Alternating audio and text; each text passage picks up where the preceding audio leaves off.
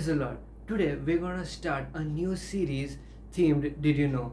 And today's topic is going to be on how did Noah's Ark float. So let's start this with a prayer. Almighty Father, Holy Spirit, God, Lord Jesus Christ. Lord, thank you for giving us this wonderful day. Lord, thank you for giving me this wonderful opportunity, Lord. Lord, you speak to us and we are ready to listen. I ask this prayer in the mighty name of Lord Jesus Christ, to the guidance of the Holy Spirit God, to Almighty Father. Amen. So, how did Noah's Ark float? Before we get into that question, let's ask this another question of what is the difference between a boat and an ark. Many of us would say that a boat is used for many commercial purposes such as transportation of goods, transportation of people, racing, and many other uses are there for the boats. But no one actually knows what is the exact meaning of an ark. If you Google it out, it says that it is a large box with a flat lid.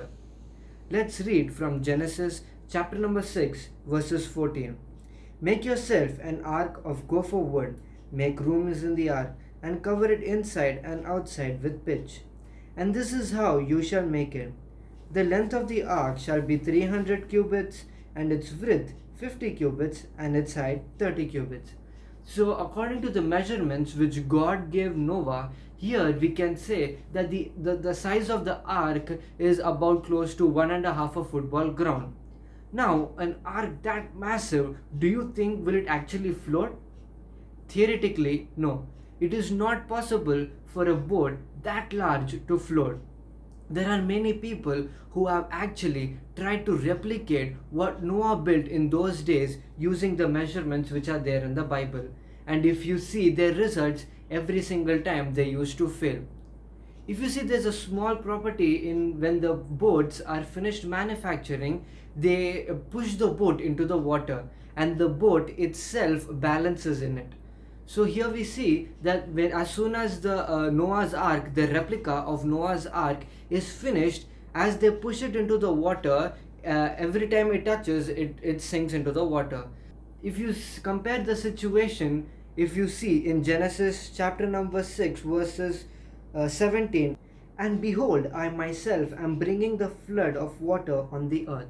So here we see that God is sending the water to Noah, and then there is no situation of Noah pushing the ark into the water and for the boat to balance on its own.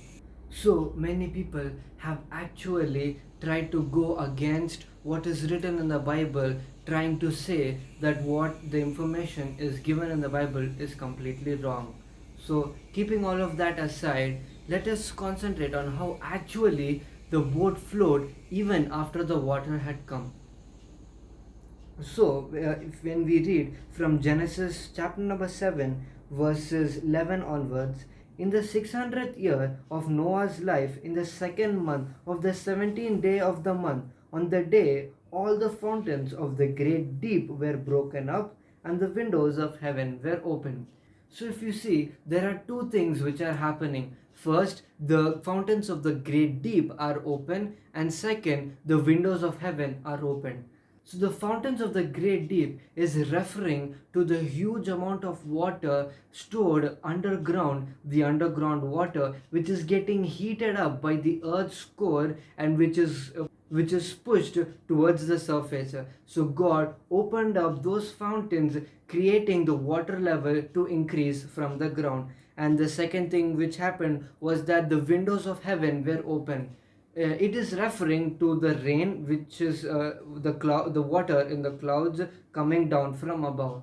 The pressure of the water coming from above and the pressure of the water coming from below kept the ark between it stable without any kind of trouble and with preventing it from sinking. If God sent the water only from one side, then Noah's ark would have actually sunk and that would have caused a great disaster. But since God sent the water from both sides, giving that double sided protection on the boat, nothing happened to the boat. If you see that even the like if you see when Noah was making when God was telling Noah how to make the boat, in chapter 6 verses 14, make yourself an ark of gopher wood, make rooms in the ark and cover it inside and outside with pitch. So here we see that the ark also has a double layer protection in it, the protection from the outside and the protection from the inside. So even God gives us that double-sided protection, the protection from the evil things which the world forces us to do, and the protection for our own sins. So let us have that double sided protection from God, and let us have that faith so that we may actually believe in God. Like when Noah was making the ark, though he knew that the ark was not suitable or was not fit to float on water, still he had this trust in the Lord, and it turned out to be very grateful for him. So let us also not lose our faith in God. There are many situations, for example, when a person loses his job, he feels that he's getting losses from double side. He's not getting his present job, he's not able to get even the other jobs.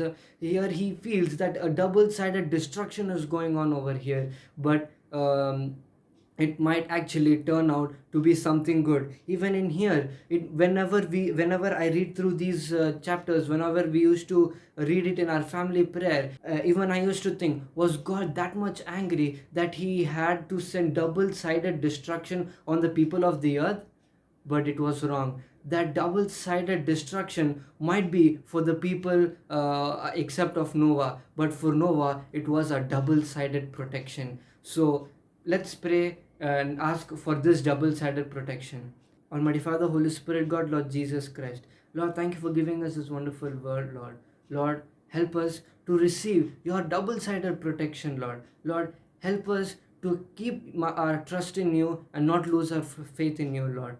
Help us, guide us, lead us, and protect us, Lord. I ask this prayer in the mighty name of Lord Jesus Christ, to the guidance of the Holy Spirit, God, to Almighty Father. Amen.